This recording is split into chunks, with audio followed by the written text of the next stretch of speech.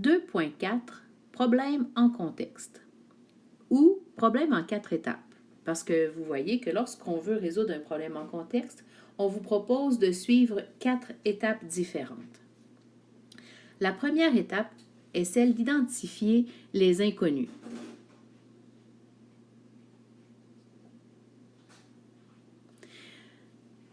On peut aussi dire identifier les variables.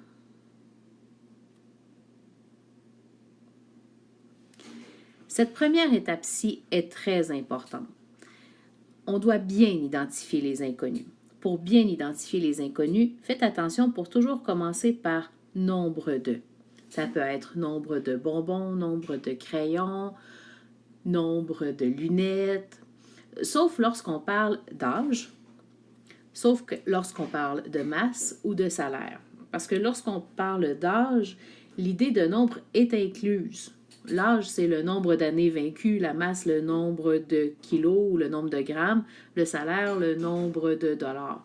Donc, sauf lorsqu'on parle d'âge, de masse ou de salaire, il faut commencer par identifier les inconnus en parlant de nombre de. La deuxième étape, écrire l'équation.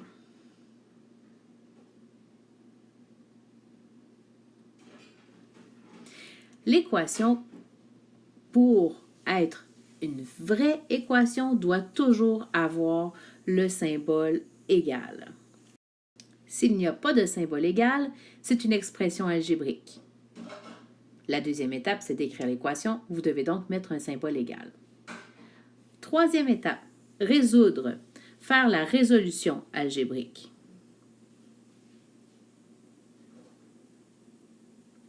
La résolution algébrique implique qu'on va trouver 1x est égal à combien? On va trouver 1x est égal à combien grâce à l'équation. Équation qu'on aurait écrite à l'aide des inconnus précédemment nommés. La dernière étape, formuler une réponse. Pour bien faire cette dernière étape, je vous recommande de relire la question et, lorsque vous formulez votre réponse, prendre le plus de mots qui se trouvaient initialement dans la question. Faisons un exemple.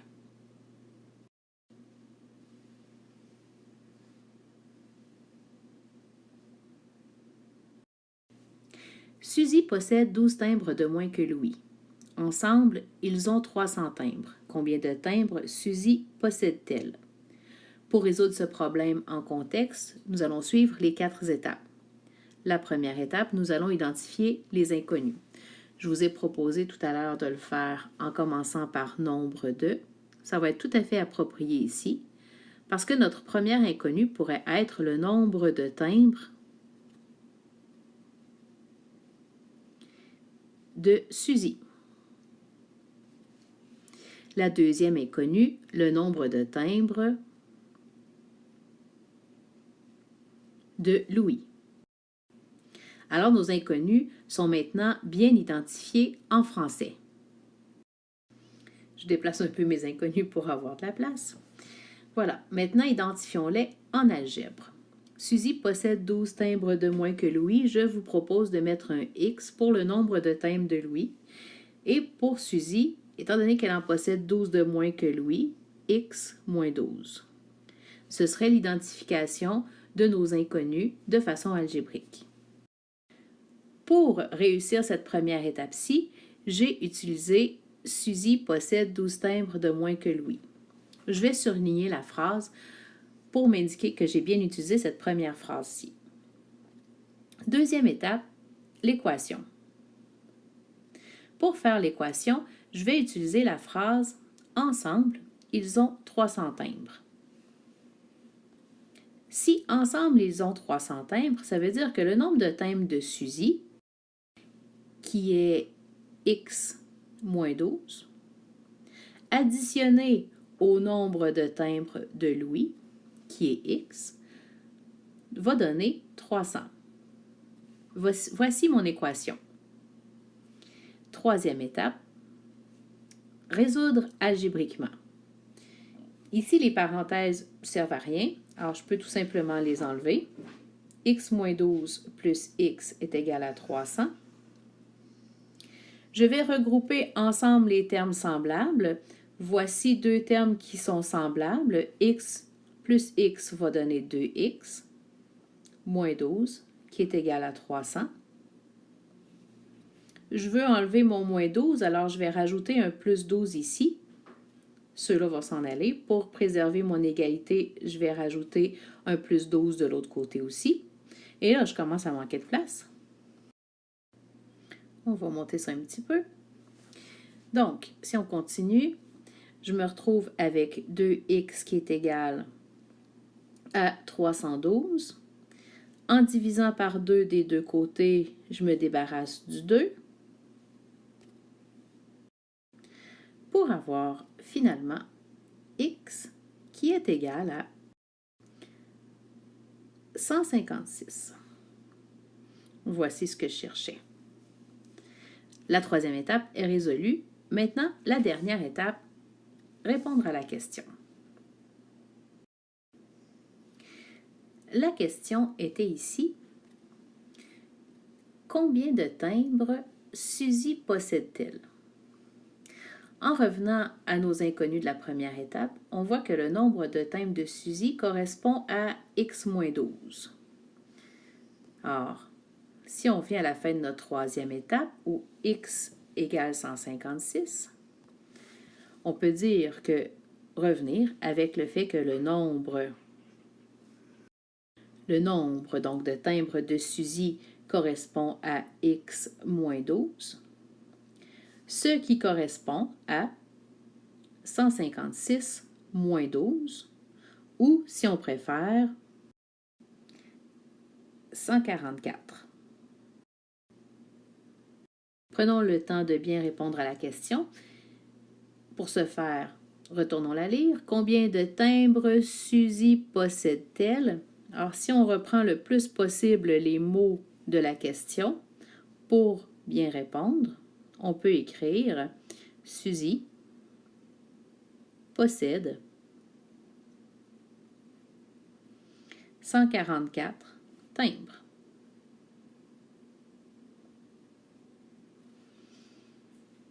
Et voilà, notre problème en 4 étapes est complet.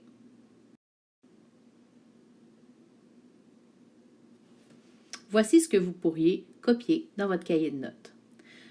Prenons l'exemple suivant, qui est un exemple plus difficile maintenant. Dans ce texte, certaines phrases seront inutiles. Je vais les identifier à mesure.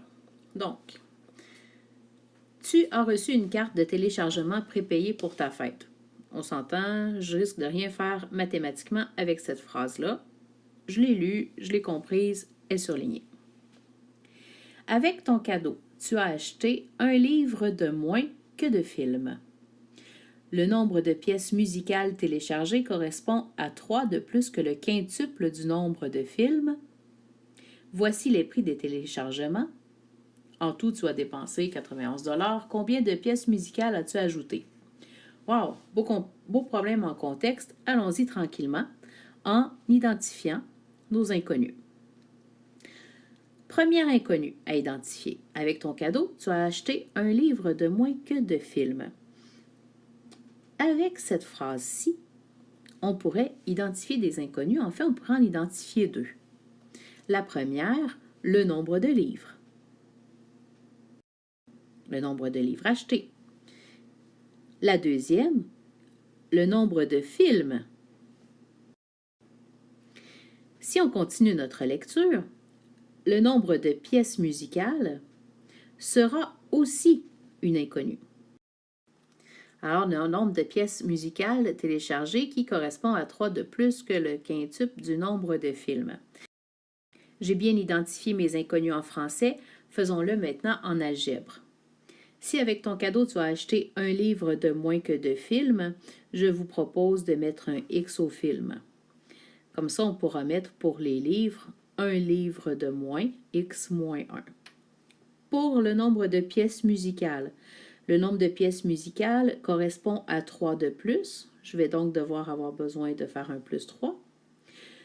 Donc, le nombre de pièces musicales correspond à 3 de plus que le quintuple. Le quintuple, c'est 5 fois. 5 fois quoi? 5 fois le nombre de films, donc 5 fois x. Le nombre de pièces musicales sera donc 5x plus 3.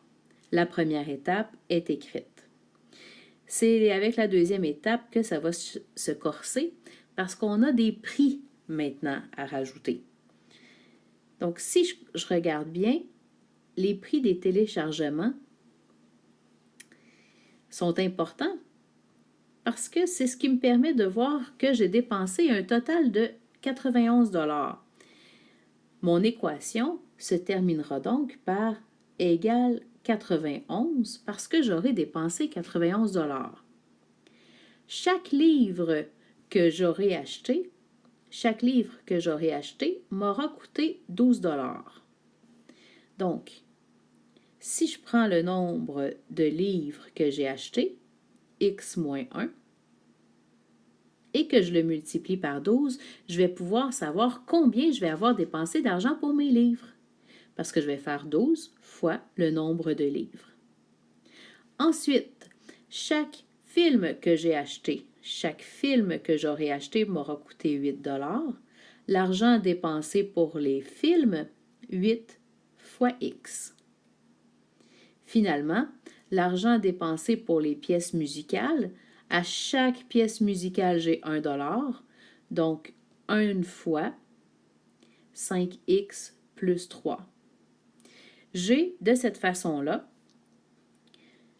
le nombre de livres fois 12 qui me donne l'argent dépensé pour mes livres, plus l'argent dépensé pour les films, plus l'argent dépensé pour mes pièces musicales qui me donne un total de 91 $. La résolution algébrique sera la prochaine étape. On va prendre le temps de remonter ça pour travailler.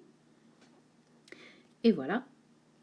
Donc, première étape, je dois enlever mes parenthèses en distribuant les multiplications qui sont devant.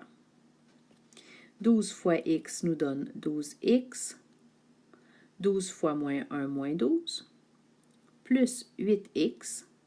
Plus 5x plus 3.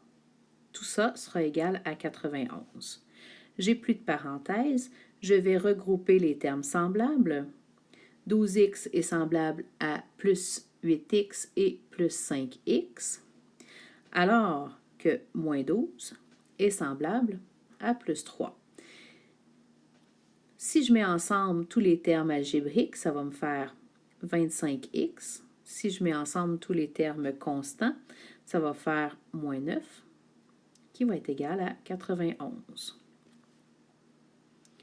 Pour enlever le moins 9, on va rajouter plus 9 des deux côtés. 25x va être égal à 100. Mon Dieu, on dirait que c'est arrangé avec le gars des vues, tellement que ça va être joli une fois que je vais avoir enlevé le 25. Alors, en fait, je crois que la fille des vues s'est arrangée pour que le x égale 4 soit si joli. La résolution algébrique est terminée. Je vais pouvoir passer à la prochaine étape, celle de répondre à la question. Pour ce faire, on va aller la relire. Quelle était donc cette question? Combien de pièces musicales as-tu ajouté à ta bibliothèque? Les pièces musicales étaient ici. Le nombre de pièces musicales, 5x plus 3. Alors, on continue. Le nombre de pièces musicales, le nombre de pièces musicales, 5x plus 3.